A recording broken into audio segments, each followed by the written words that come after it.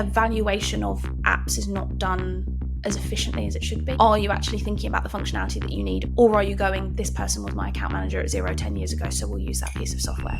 And I think, unfortunately, we have a lot of people guilty of the latter. I just take the bath, fill it at night, then I just leave it with the window open and then go into the bath in the morning for 10 minutes. But I have several people that tell me I'm not allowed to justify it as having a cold shower.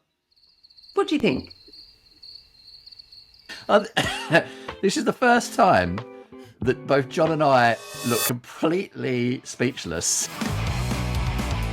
EU have started with the formal regulation of AI. Adfin is targeting payments as the pain point. NetSuite have released SuiteProjects Pro. HMRC will soon launch consultation on electronic invoicing. They also announced a new digital transformation roadmap. A whole bunch of ex-Revolut staff have inevitably, as it seems, started up a new business. Perhaps unsurprisingly, this is another accounting AI product. They have raised $13.5 million in a Series A round. I've got a few things from Sage. CCH have launched iFirm Validate, which is focused entirely on auditors. Kayleigh, you mentioned if accountants wanted to look into the services that they offer, there's some things they should consider. The first piece is, what is it that you're trying to achieve as a firm? If you are focused on compliance and you just want thousands of compliance clients, there is no point stepping into this space. Then it breaks down to me into three key sectors: people, platform, and process. These are things that people just don't think about. I go, does your insurer know that? And they go, oh, no. That barrier to entry has been marketed and made to seem so low. And quite often I'm saying to people, just stop for a second. What is the process here? How are you going to charge for this? If you're recharging software, have you got that set up? Do you know that Telleroo is VAT exempt because it's banking services? What did you think, Kayleigh, of Ryan's recent post talking about influencers in the space? If we are talking about female influencers posting with a bit of cleavage out, fine, maybe it does draw in 10 guys that are creepy guys that come and like it, right? At what point do we start saying that the reason why 10 partners at an accountancy firm entertain a conversation with me is because I'm 26 and relatively attractive? Or is it based on what I'm saying and the content that's going out around that? So I think that there becomes a part where it can become damaging and potentially a challenge. Forget the rubbish around the outside, forget AML, forget other things. There are better products out there for people to move to. And given that everything's moving to the cloud and we're going to have working in a world of open APIs, is that people are going to want to move to best of breed. It's the amazing Ryan Piercy way. It's a whole new level of insanity is maybe what I'd go with for this. Hello and welcome to the Digitals in a Cruel World podcast, brought to you by the Digital Disruptor Group, the place to go for all your app news, insights, and a bit of banter about what's going on in the tech world of the UK and I guess nowadays the world. I'm joined by the ever-present John Toon and Indy Tatler. John, how is life, mate? Yeah, I'm good. Thank you very much. Come off the back of a reasonably chilled weekend, apart from the fact that I went for a run on Saturday morning, which definitely was a step too far as I'm concerned. I mean, I hate running, so like just getting out and putting trainers on is a miserable experience for me, and it makes me feel like I've been smoking 40 a day because my lungs just hate me. But yeah, anyway, it's good to get a bit of exercise, I guess, and I've got more suitable plans for next weekend, which is a walk in the Peak District and a walk in the Lake District over 2 days. So that'll keep me travelling around for a little bit. Yeah, you do love your walking. I think I tend to run more than you, but I mean, we're nothing if like compared to Jack Teal, a fellow podcaster over in Australia, which is depressing where we see how far and fast he can run. Yeah, it's obscene. It is. Where we do to keep fit. And Indy, have you been keeping fit as well? You know, I have really enjoyed my walking treadmill under desk experience. So it has been at least adding a few more steps to my day. And I've actually been a little bit more conscious of how little I move. A sedentary lifestyle is coming for us all. It is really painful otherwise if you don't find yourself getting out there. So I haven't actually just invested in trying to walk. I'm now trying to justify to myself because I have a real issue with my shower that I can't change the temperature down on it, Ryan. And so stay with me on this. I'm still trying to convince myself that this is something that's good for me, but I'm not actually sure that I can justify it. So instead, because I can't change the temperature on the shower, I tried a few other things first. So I thought, right, what I'll do is I'll just try and hang around under the bath tap cold and just get a cold splash on myself. That was a bit awkward because I realized that, I couldn't quite get the coverage. So instead, I just take the bath, fill it at night, have a nice bath in the evening, and then I just leave it with the window open overnight and then go into the bath in the morning for 10 minutes. I think it may count towards maybe like a cold-ish shower, but I have several people that tell me that it's just not the same and I'm not allowed to justify it as even having a cold shower. What do you think? I've got... This is the first time that both John and I look completely speechless of what... It's a whole new level of insanity is maybe what I'd go with for this. So are you saying you've moved on from rubbing things into your body that you're now just having ambient baths? Is that what we're saying? You're calling it ambient as if it's not cold. It is quite chilly though. Not indoors. If it was outside in winter. I'm in like a metal tub. Best here to try and encourage some sort of like some sort of homeopathic good way of resetting my system. You're saying to me, well, nothing works when it's homeopathic because it's not genuine. It's just made up. I mean, it's like a Ponzi scheme for health. So you might as well just do whatever you like. John, I'm not in the business of offending people that I actually think deliver good value to other people. No, they don't. Homeopaths are charlatans and rip-off merchants. Move on. I think that may be. If you want to have it, you should have a cold shower though. It's good for you because like when you should have a normal shower, like switch the temperature down to cold for 30 seconds. Really good because it helps manage your stress and everything else. But it's stuck, John. So the only way that I can do that is to go and get it bloody fixed. Well, that's true. I reckon it'd be cheaper to get it fixed over the longer term than filling your bath up, leaving it overnight with the window open so that all the heat from your bathroom goes out of the window and all the excess water that you've used just to get it to an ambient temperature which doesn't have the same impact in the first place. I see what you're saying. I've increased my carbon footprint. But you've heard it here first. India has increased her carbon footprint. You could probably rub magnesium on that. It'd be all right. What, on a carbon footprint? Yeah. On that note, let's crack on with the show.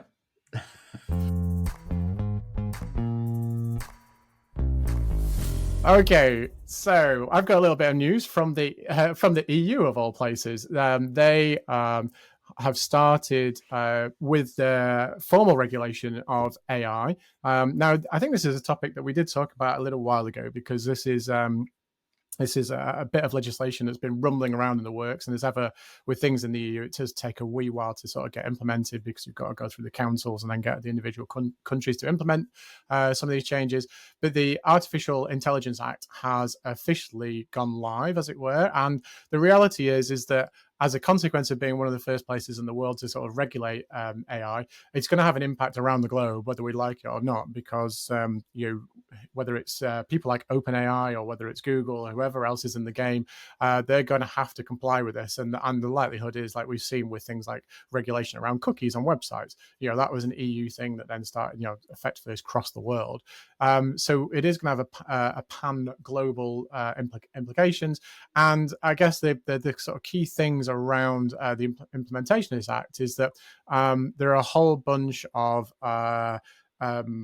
sort of pillars, if you like, that have been brought into this to ensure that things like personal data, our personal images, things like profiling of you as an individual is all done in a way that's managed, that's acceptable, and doesn't bring in bias. So I guess the classic example is that police forces around the world have been using things like imagery data, which has been found to bias against people of color, and that's a really big challenge. And so this new act impact will start to remove that risk.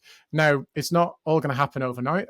There is a 24 to 36 months rollout effective from the 1st of August. So we've got a wee while to go yet before we actually see the full impact of this. And that's partly due to allowing the AI companies the time, the space to adapt to these regulations, but also to have a phased approach so that it's not just sort of like a complete shutdown of the market, because clearly it's a significant part of what's happening in our space. And I guess probably the biggest impact for businesses like ourselves is that we're going to have to start disclosing our use of AI to our clients, to our customers, and really have some clear views around what the impact, what the risks are, etc. And that will be tied in, I guess, to some of the GDPR implications that we're already familiar with. This is a really good time for different countries to review and in general to take a stance on this. I commented on a piece this morning that was really towards AI in the positive sense that you could produce content at scale, video content, just by uploading a video of yourself, and then and you could then effectively write a script that the avatar AI version of you would then be able to speak and say. Really great at hacking your content out, but the potential risks to do with ID and security breaches on like using someone's identity for checking, I just thought, wow, this is insane. And you have no understanding, even as a consumer, really what you're signing up for when you're signing on the dotted line to say in the terms and conditions that you use these services. So it is about time that we do take some level of ownership of that as a country, and so it'd be really great to see that happening. I have got something different, which is much more in the accounting tech space. Adfin, which is a new app that's recently launched in the UK, is targeting payments as the pain point, and it offers sole traders and small businesses an integrated platform to bring your invoices together via email or WhatsApp or different different methods.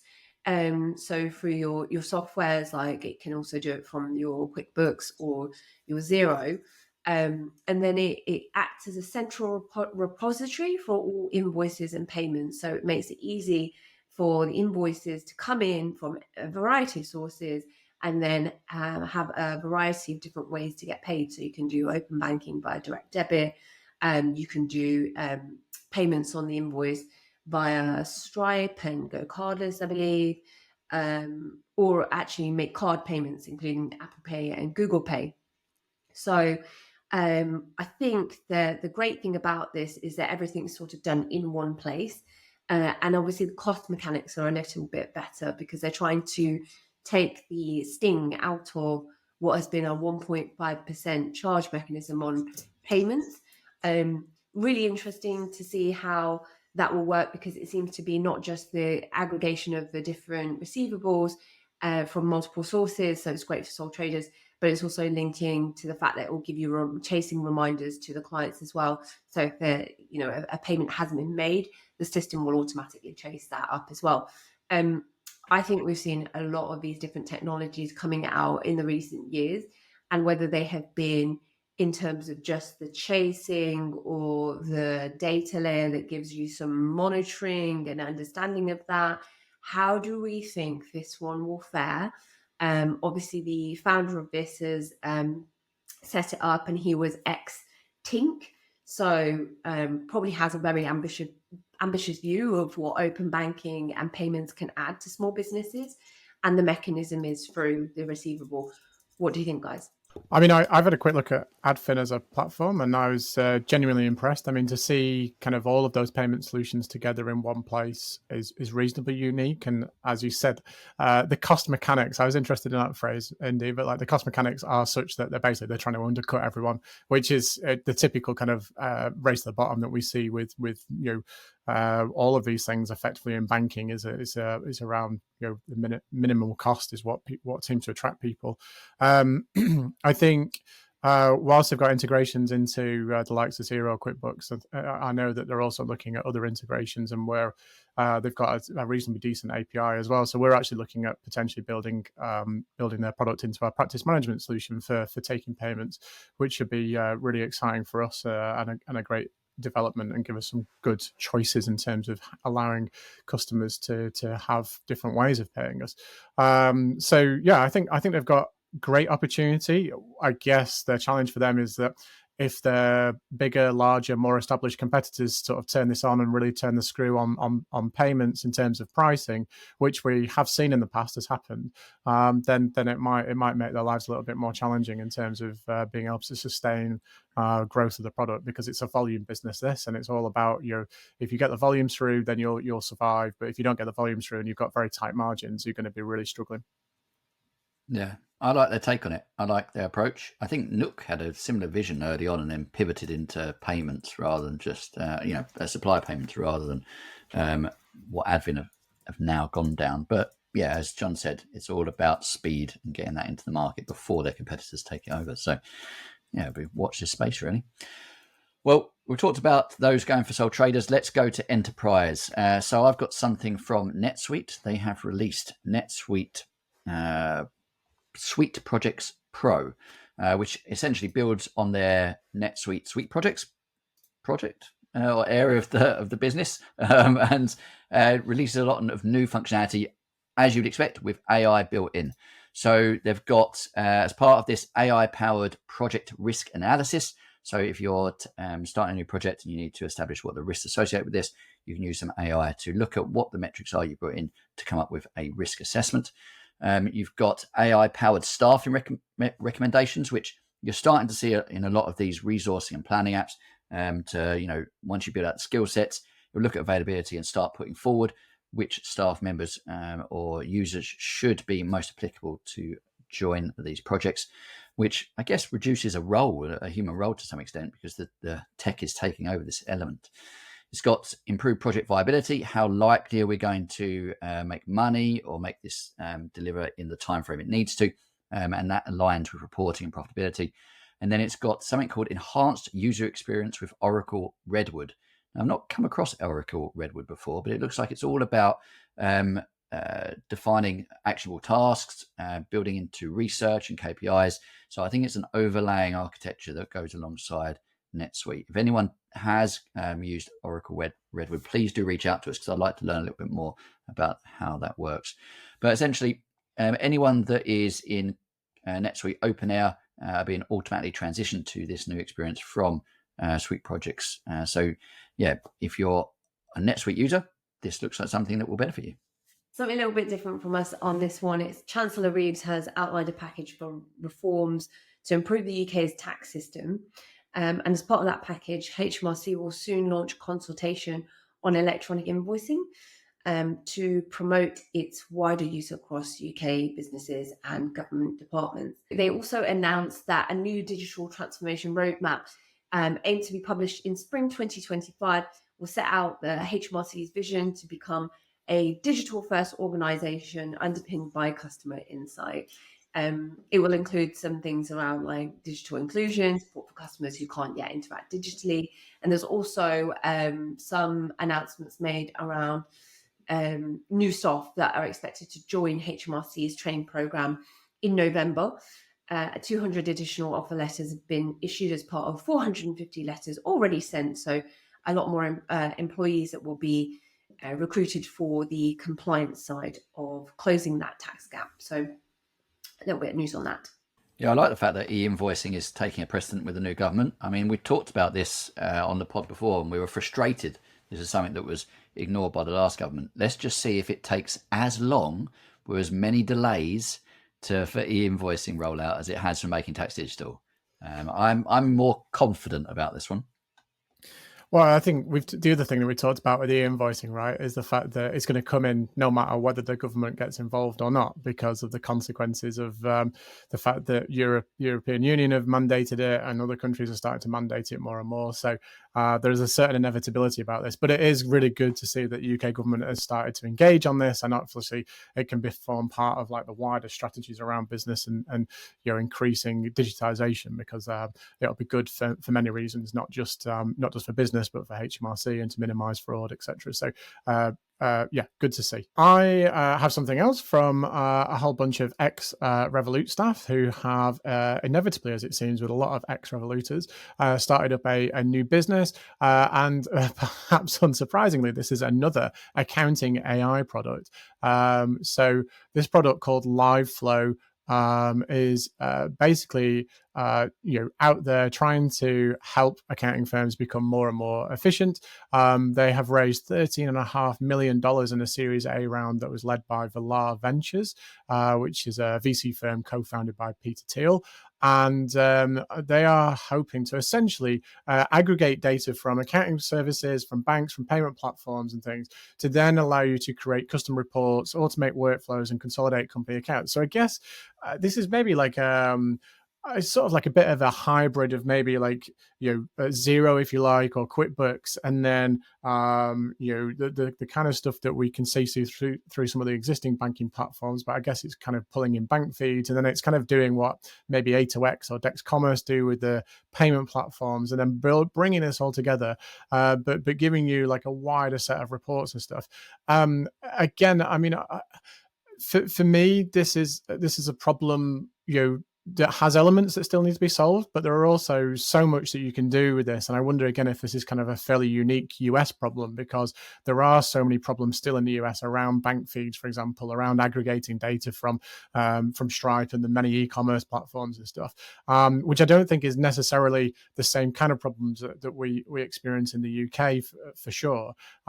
Yes, there are problems. There are problems around VAT and reporting and things like that. But I don't think in terms of aggregating data and bringing it all together in one place, we perhaps have the same problems that these guys are looking to resolve. So I wonder if this will be a product that we will only see in the US and then won't really branch out. But I guess it's very early days for them. We've got to see what they're likely to be doing. And they do, for example, have BDO and KLR, which is one of the big top 10 or top 20 firms in the US out there, already on board. And they've also picked up like Wendy's and Crumble Cookies. I don't know Crumble Cookies, but I do know Wendy's, and they're a very big organization. So some good badges to get on the website from a promo point of view. Definitely. I mean, let's automate all accounts. It's easy. We can do that. It's good to have an aim, doesn't it? It's good to have a very long distance target that maybe you're talking about, like it's around the corner, but who's to say? I've got a few things from Sage. So I guess infamous Chris Downing, our friend, always puts out a bit of information about what Sage released over the last month. And they have released the ability to roll forward personal tax calculations in their personal tax piece of software. They've got what I love, which is a little validation in their final accounts to pick up any errors. So anything where it's looking at the wrong information it's pulling through, or something that just kind of guide you to where there may be some problems. And what I like is that Sage have been doing a lot of focus on this in various elements of their tech stack, and they are just giving prompts, little things that make it easy for us to identify tweaks, things we might have missed, to guide the eye. And I think that's a really good release. They've got refunds and purchase payment in Sage Accounting, which admittedly I thought they already had. So maybe this is just a nuanced way of moving this from the receivable side to the payable side. And then you've got partial payments in Sage Accounting Individual, which I don't think I've actually seen. I think this was talked about a while ago and was that free element of the software, or at least very, very cheap. But it enables the collecting of deposits and partial payments. So they've been rolling out functionality on that side. And then it also talks about multi-currency consolidations for Futurely, but we've already covered that in the show, so I'm not going to talk about that now. Amazing. Well, that's a great set of updates. And I've got one final update, which is from CCH. And they have launched iFirm Validate, which is focused entirely on auditors. And it's a new tool to target how to do the bank confirmation part of the audit, which is a fairly fundamental part of the audit work. And essentially, or perhaps not too unsurprisingly, they are looking to do a number of things, but immediately is to leverage the open banking technology technology that's been around now for a good few years to be able to get access to bank data and return verification confirmations really quickly. They're also leveraging blockchain technology to store this information so it's held securely, confidentially, and can form part of the evidence and can be tracked for any potential like changes or amendments that are made. Now, I have seen iFirm validate. I saw it a few months ago at a CCH roadshow. I must admit I was a bit underwhelmed, to be perfectly honest. I mean, there are better products out there which do this job more effectively and with a nicer UI and UX. And this is just part of, I think, is just CCH are trying to round out their suite in terms of looking at the functionality that's already missing in there. And as they make this transition to the cloud with their products, they are looking to kind of round out the suite so that they can continue to be competitive in the market, if you like, in terms of trying to tie people into as many parts of the puzzle that they've got. And we've seen the same from Bright Group as they've been like building out proposal functionality, AML functionality. CCH done the same. They launched their AML product fairly recently as well, in probably the last 6 months or so. But the reality is like when you like go to these roadshows and when you see these products, is that where CCH have this domain knowledge, around accounts production, around tax, around day-to-day compliance, the things that they're fundamental part of their suites are built around, the products that they showcase and demonstrate for the cloud look really, really promising. Where they don't have domain knowledge, so around their AML products, around Validate, is these products are, to be honest, a little bit woolly and they are lacking functionality. And my big concern, and I've said this about Bright as well, is like, look, they should be focusing in on the core products that they know and have and can produce really well, because they've got lots of competitive challenges from people like Silverfin, people like the other suites in the world moving to cloud, and they really need to nail their core fundamental products. Forget the rubbish around the outside, forget AML, forget other things. There are better products out there for people to move to. And given that everything's moving to the cloud and we're going to have working in a world of open APIs, and CCH have promised that their cloud products in iFirm will be available to connect to through API, is that people are going to want to move to best of breed. They might think that they want to use CCH products, but the compromise in a cloud only suite is too great to bear. Yes, I mean, there's just focus, as you say, focus on what you're good at, and get it out faster. We've been waiting long enough. But yeah, I'm excited on what they're building. I hope it delivers on everything it's promising to be. I agree. I mean, I've seen their accounts production stuff, the early stages. It looks really good. I'd say it's better than Zero Tax. It's better than some of the other stuff we've seen out there. Same for the tax products. Genuinely impressed. Like there's some weird nuances. Don't get me wrong, in terms of still having to link through to things like CCH Central, which is an on-prem solution. That's a bad choice, which needs to be ironed out and fixed. But genuinely, where they have domain knowledge, those products look really, really good. And I have one of their products in our roadmap for the business going forward in the next 2 years as something that would be a viable solution for us. So it's not all bad news for CCH. No, a little sneak peek there, John. Anyway, it brings us to another end of app news. Thanks all.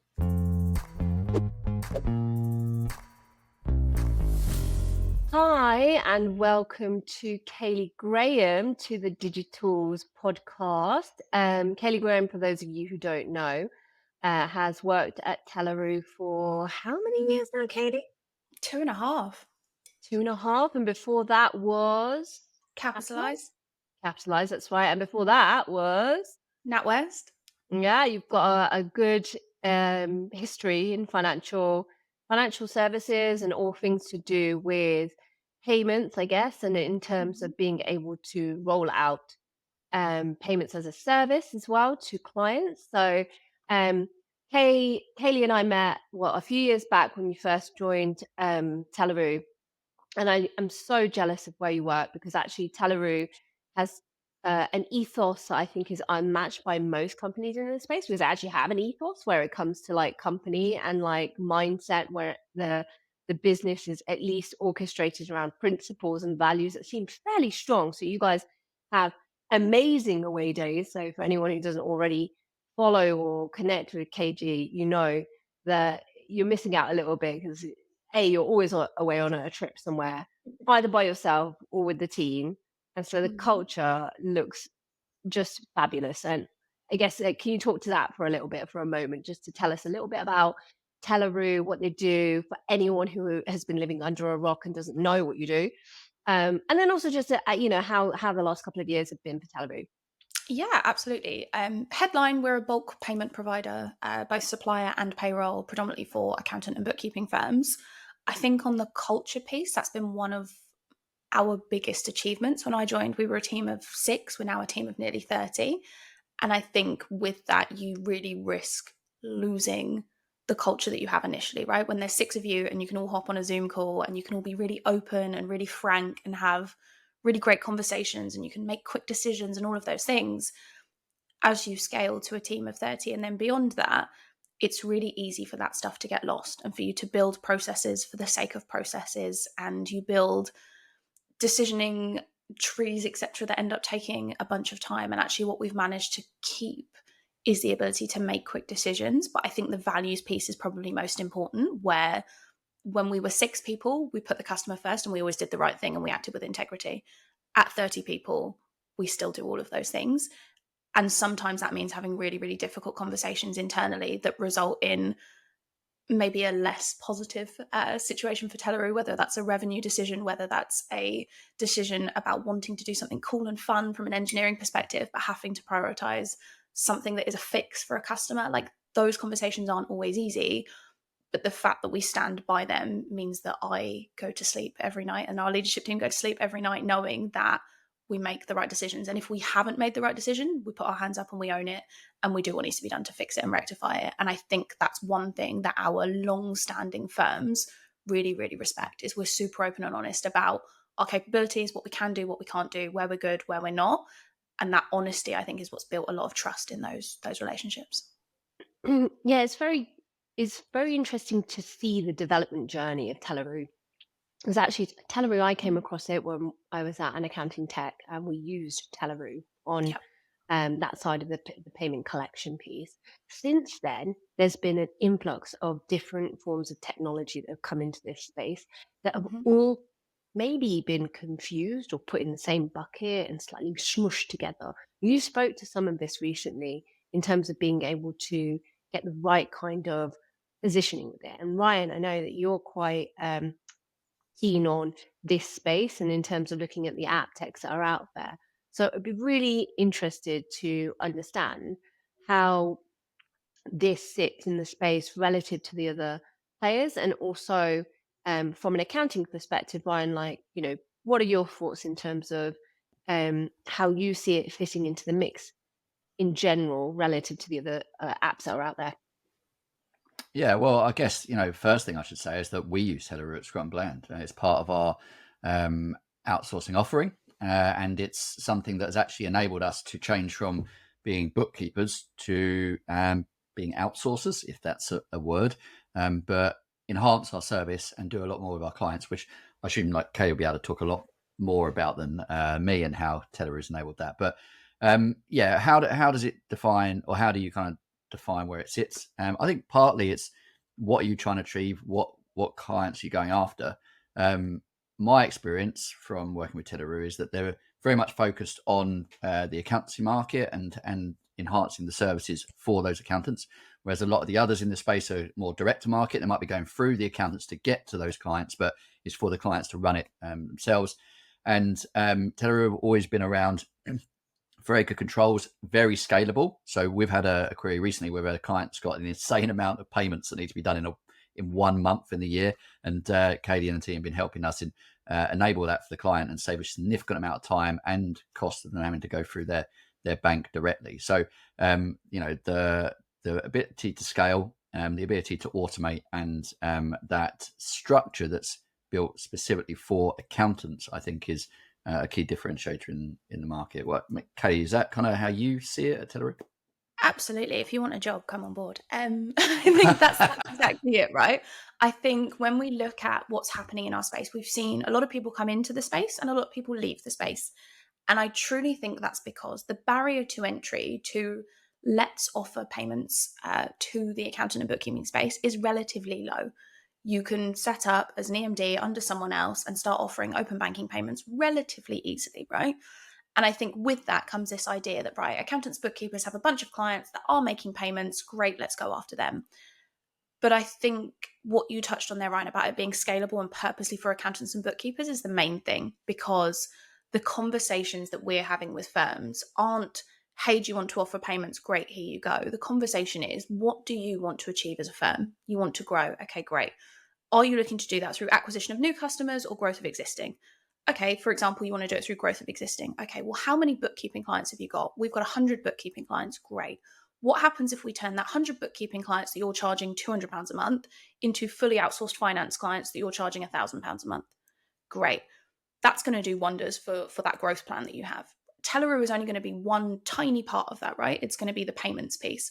But how do we have a wider conversation about that shift and how we then implement that and how we go down that channel? And that means that our sales cycle, our implementation cycle is way longer, but it means that the growth we get is completely different, because what we're not doing is going in and solving a pain point for just 2 clients.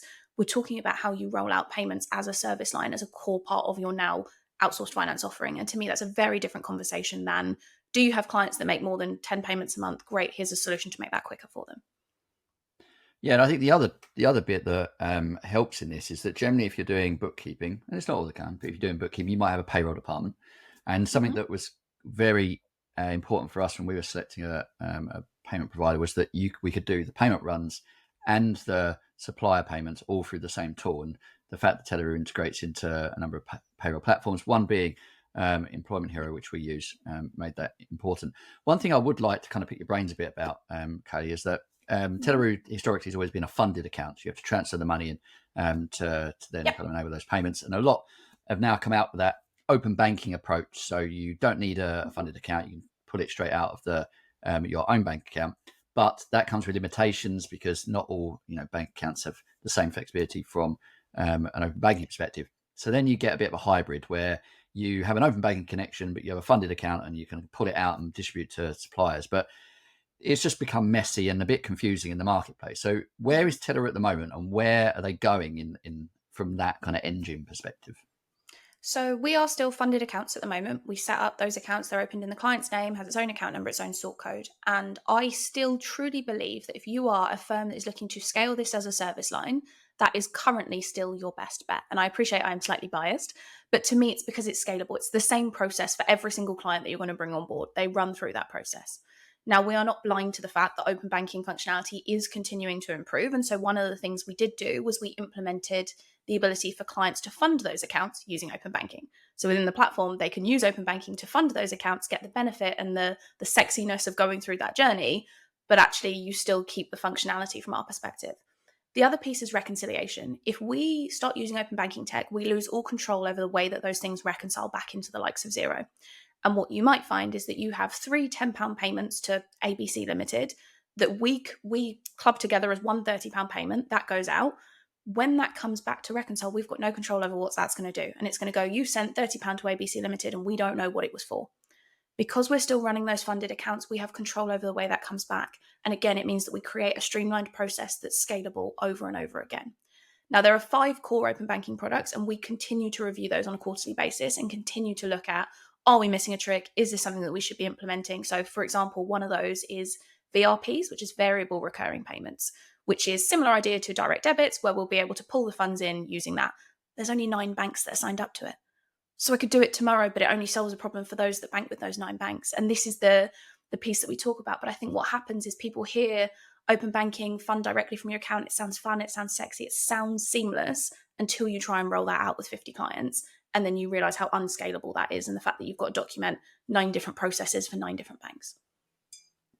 Yeah, and I think if we look at kind of who's in the market now, you've got Apron, you've got Nook, you've got Mimo. You did have I've completely forgotten the name of the one that was built on open banking and went. And so you've got, I guess, competitors in the space. Is there one that you think are, and we're asking a very direct question here, but one you think are more similar or more in competition with you, or do you see yourself kind of very different to what they're doing? Honestly, I think if I was to say biggest competitor, like the people we actually come up against on a regular basis, I would probably say Modular. right? Because they're the most established. So when we're talking about mid-sized, larger firms going through this process and evaluating, I think they're looking for stability, they're looking for longevity, they're looking for scalability.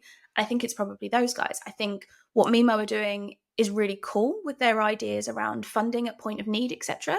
I think there's a risk around that. Are clients getting the right advice about taking debt at that point? Maybe, maybe not. I can't comment any further than that, right? But I think it's a really cool concept of actually funding at point of need. I think we're seeing a real trend in that in the lending space around how we get clients at point of need anyway. I think Apron's approach of trying to bring everything in-house and do cards, payments, capture everything in one space, I think particularly in the bookkeeping world itself is going to be really interesting. I think people are becoming tired of app stacks and having to constantly think about how these things integrate. And I think at that smaller end, having the ability to bring in one thing and have it work for a number of functions is going to be really, really great for them. Nook, I think conceptually, again, very similar idea of doing that whole end-to-end process. I think it works, but I still think for us, the differentiator is that we've established a process that is scalable. And for a lot of the firms we work with, they already have their core app stack set up. They're using a Dex, they're using an Approval Max into a Xero. They're not looking to go back and remove all of those and start from scratch again. What they want is something that's going to work and function with what they've already got and enhance the service, not have to build up an entirely new one. Definitely. And I think you make a very good point on modular, because historically modular were very much a Sage focused product, and they've kind of broadened now. And I think because of that and their integrations, you make a very good point, because they're established, they've been around for a long time. And I can understand that. On that, Kayleigh, so you mentioned an approach that if accountants wanted to roll or look into their services, the services that they offer, that actually there's some steps that they should consider in how they should go about that, or what the process is. So I wondered if you could share that for some of those that maybe are looking at this space, haven't quite got into this space, and then are looking at whether this is right for their practice or their firm, because they currently don't already offer something along this line. And to Ryan's point, and to yours, right, there's so many different applications out there. So I think what's really helpful to know is, like, what are the 10 questions or whatever, the things that they should ask themselves before coming to you or coming to the table with any of the apps that are out there? Yeah, I think the first piece is, what is it that you're trying to achieve as a firm? Just high level goals, removing payments out the picture. What is it that you're looking to do? Do you want to be acquiring new customers? Are you looking to go deeper with existing customers? What is it that you want to do? Because actually, if you are focused on compliance and you just want thousands of compliance clients, there is no point stepping into this space. If actually what you're looking to do is move towards being more of an outsourced finance function for clients, then this is a path that you can start to explore. And what does that look like? The next piece is an assessment of current processes. Where are you getting to? How close are you getting to payments at the moment? I think is the key there. If you're doing everything up to the point of payment, client does payments, and then you're reconciling, there is a very obvious gap that you can then close. If actually you still haven't got all of your data input stuff right, we probably need to go back and work on that. Do we have the right systems and processes to get us to the point where we can make accurate payments? Okay, once we've done that, we can then look at filling that gap, right? That's on the kind of supplier payment side. On the payroll side, it's a lot easier. You're probably producing payroll and then shipping them out a report for the client to pay, or you're doing it through a back service. If it's backs, let's look at the cost associated with that of you being a backs bureau. Is there just a cost saving there? Is it an efficiency thing? Great. But I think the majority of questioning comes on the supplier side. Then it breaks down to me into 3 key sectors, the lovely 3 Ps, which is people, platform, and process. That's when you start diving into it. You start looking at who's going to be responsible for this and the risk associated with it. That's when we start thinking about indemnity insurance. Who's approving these payments? Is there an impact on that? And again, these are things that people just don't think about. They go, yeah, we're going to do payments and we're going to approve them for the client. And I go, does your insurer know that? And they go, oh, no. And you have to backtrack on these things, right? So there's the people, who's involved, who's responsible for the risk. From the client side, what are the responsibilities? You've then got the platform piece. And I still think that in our industry, evaluation of apps is not done as efficiently as it should be. Are you actually thinking about the functionality that you need? Are you doing comparisons based on that? Or are you going, this person was my account manager at Xero 10 years ago, so we'll use that piece of software? And I think, unfortunately, we have a lot of people guilty of the latter. People are great, and it's important that we're working with the right people, but are we actually looking at software functionality? Probably not all the time. And then process. What does this look like? Again, it's all well and great seeing a piece of software and it goes, you can onboard someone and make a payment or start doing this in 10 minutes. But like, should you? Is that what you should be doing? You probably wouldn't launch an audit service tomorrow. So why payments? And it's because that barrier to entry has been marketed and made to seem so low. And quite often I'm saying to people, just stop for a second. What is the process here? How are you going to charge for this? If you're recharging software, have you got that set up? Do you know that Telleroo is VAT exempt because it's banking services? Or you, like all of these things that people don't think about, that actually we stop, we sit back, we do that piece with them. And then we go, okay, now we identify your initial clients and we do the who are your happy, nice clients that are going to be happy to trial this and work through that process. And we do a handful of those. And then we talk about scalability and training the rest of the team and marketing comms and building it into existing packages and all the stuff that should happen when you launch a new service. Very interesting. See, there's a lot more that goes on behind the scenes, I guess. And I do recall actually that Telleroo has at least taken an approach with that. I recall as well, where you were at Capitalize, there was a lot of that as well, like in terms of being able to train in, because it's not a natural fit, is it, financial services? And obviously anyone that will remember the history or even the nature of why this podcast originated will know that like I always came from the dirty world of financing as well. So in that sense, like I think that the approach is always that I can see the trend going more towards, again, once more, payments, and that, like you said, the pre-funding, the risk control measures that are around it allow it to become a better mechanism for the customer where it comes to being sure that they're making the right payments in the right way to the right people. There's a lot of like, again, and that's the heartland of accountants, right? Compliance. So I like the methodology, and I think, like you said, following a process like that gives you the assurance that you've gone about it in the right way, because there are so many things that you can trip over and not know you're tripping over by virtue of the fact that you think, well, okay, that's the tech company, the fintech or whatever, they must have sorted that. So I think what I really like about this is that if I look at it just from like the payments perspective and again the financing perspective, and what could end up being something that you, in essence, like all of that data, like you said, whether you used that open banking for it to speed up and to make it a more frictionless process, the fact is it's the risk that needs to be controlled as well. In doing something that speeds it up is actually introducing the risk of the things that you need to put in place to control that risk beyond open banking is the checks. I think that what makes it pertinent now is that we went through COVID and everyone started to go, okay, we need to look at our systems. We want to bring in cloud systems. We need to automate more to make this more efficient as we come out the back end of COVID. Then we went through, this kind of financial, not crisis, but where everyone's pinched from a money perspective. Well, the first thing that does is that increases the risk of potential fraud in businesses, because your employees are, struggling, and they're just more, they're always wondering, I could try and skim off the top here. And if you've not got the controls in place of the business, then, you're opening yourself up to that. So a lot of clients that I talk to are thinking, I kind of want to outsource this. I want to take it away from those people we've got individually, not because I don't trust them. I just want to manage risk here. So if they're reaching out to their advisor, they want to make sure their advisor's got the controls in place. Because if they're doing it just as, they're logging into our banking portal and making the payments, well, I'm not managing the risk. I'm just moving it from one place to another. And that's where, these locked down systems where you have to have approvals in certain access rights really manage that entire process and kind of completely, if you do it right, eliminate the risk in the payment space. On the fraud piece, there were some changes that recently came in. As of the 7th of October, we had a bunch of changes around APP fraud reimbursement as well. And it's a conversation that we're having with firms at the moment. So in the Telleroo platform, when you onboard a client, you have two options. You can have management access or you can have submission access. Management access gives you the ability to approve payments on a client's behalf.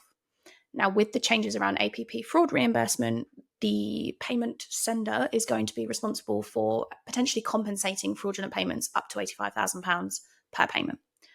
The challenge with that means that when I have accountants and bookkeepers approving payments that are fraudulent, I'm going to be coming back to them and going, what controls and checks did you have in place to make sure that that wasn't fraudulent? Because we've done our checks on our end, but what did you do on your end? Because I need to be sure that you were doing the right thing.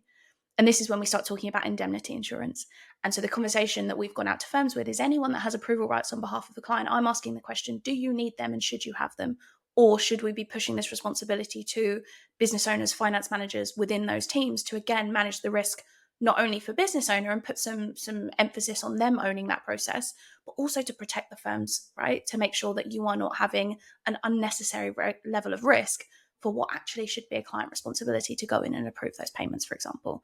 Now, that's different if you're working as a fractional FD for the client and you are in-house and you're involved, and fine, it makes sense for you to have those rights. But if not, let's start talking about switching those off. What did you think, Kayleigh, of Ryan's recent post on social when it came to talking about influencers in the space? And honestly, give us your perspective, because I think that Ryan is like the most open and the most, at least, growth mindset orientated whammo that I've met. So I just think that he's open to hearing from your perspective, because you are so present on social media. Do you know what? I read it the first time and I kind of sighed and scrolled past it. And then I went back to to see what people were commenting more than anything. And I think I have two perspectives on this. On one hand, I'm like, sigh, here we go again. And then on the other hand, I'm like, there are parts of it that I can understand people's frustrations and why they feel this way about things, right? And I think my overall opinion on all things like this when it comes to social media is if it's working for someone and they're not hurting anyone, leave them be, I think is my general rule on it. But I think the challenge becomes when it can become damaging to people. Because actually, if we are talking about, just as an example, female influencers posting with a bit of cleavage out, fine, maybe it does draw in 10 guys that are creepy guys that come and like it, right? I would be a liar if I didn't say I've put posts out where it's a selfie of me and I get 10 random US Marines liking it and I'm like, oh great, block, block, block, right? So I'm not blind to the fact that absolutely does happen, right? But I think the challenge with that is that's then to say that if I was to go into a room and present to 10 partners at an accountancy firm, which I've done many a time, at what point do we start saying that the reason why they entertain a conversation with me is because I'm 26 and relatively attractive? Is that then what we're saying? Is that the reason why I get a foot in the door for those conversations? Or is it based on what I'm saying and the content that's going out around that? So I think that there becomes a part where it can become damaging and potentially a challenge. And I think that's the piece that we have to be aware of. And in an industry where our women are not making it to the top of chains a lot of the time, those that are putting themselves out there, those that are taking the risk, putting themselves on social media, having a voice, talking about things, I think we need to be supportive and careful of some of the comments that we make around that. Because similarly, there was a guy recently who posted about the Ignition top 50 women and basically submitted himself and then posted a screenshot and was like, anyone can get a nomination, so what's the point?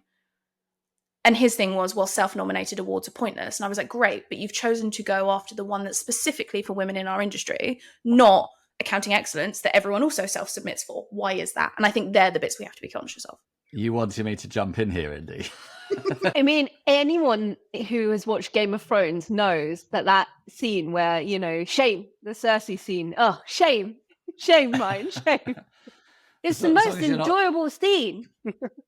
As long as you're not referring to me as Varys, because it's another bald white man, it's okay. No, I'm not discriminating, am I, Ryan? No, not at all. So we've got our own acronym now, so it's fine. We should tell people actually what that means. Don't you think? Because they're going to say, it's your acronym. What's a whammo? No. We'll let them figure out. It's whammo. For anyone that's listening, you guys figure out what it is, because we'll give you a clue. The first word is ball. The rest you have to work out. I mean, the post did get a bit more attention than I believed it was going to from when I did it. And it comes from personal frustrations. And I have to make it very clear: it's not directed at a sex. It's not directed at I guess a type of person here.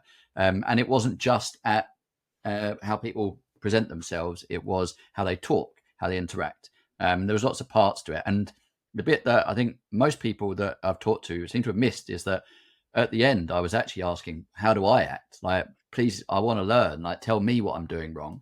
Tell me if I am becoming a very stereotypical angry white bald man, and then I can educate myself from this, because part of this is that if we are being present, we are voicing our thoughts, is that we have a responsibility, because people will listen to us, people will take us at our word. And I think more important from what I was trying to do was more identify those that were maybe being misleading, those that weren't being honest about who they are, how they are, and creating a story that is not that is fictitious. And that was the ones that are the most frustrating. I was going to say, honestly, I'm totally on board with that. And I think, unfortunately, one thing that our industry still does very poorly is call people out. We call people out for stuff that probably isn't the stuff that needs calling out, right? People would have no problem jumping on your post and being like, you can't say this or you can't do that. But the people that are promoting software that they don't use, no one says a word. The people that are getting out there and preaching how to grow your firm to 3 million revenue and sold their practice for pennies are not being called out, right? Like, there's a lot of people that probably should be being called out by name and talked about that aren't, that people whisper about in the shadows.